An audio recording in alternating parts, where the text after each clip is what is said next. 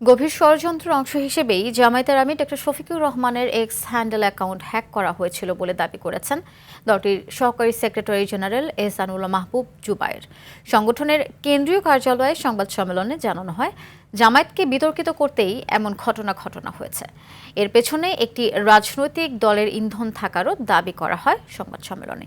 এ বিষয়ে নির্বাচন কমিশন সচিবালয়ে জামায়াতের নারী প্রতিনিধিদের সঙ্গে নিয়ে অভিযোগ দায়ের করা হবে বলেও জানান দলটির সহকারী সেক্রেটারি জেনারেল এহসান মাহমুদ।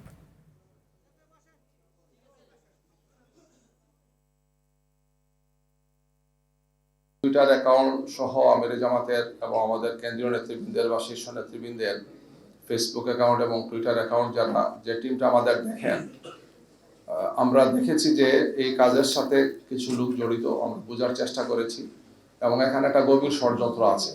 ঠাকুর করে কে আমি কলা খাই না, এই ধরনের একটা বিষয় আছে। তাৎক্ষণিকভাবে একদল লোক কিছু কর্মসূচিও দিয়েছেন, দেখেছেন আপনারা। আমাদের গভীর আশঙ্কা যে এগুলোর সাথে বিশেষ একটি দল বা তাদের সাইবার টিমের কিছু চক্রান্ত এবং ষড়যন্ত্রকারী ব্যক্তিরা জড়িত আছেন, আমরা সেটা মনে করছি।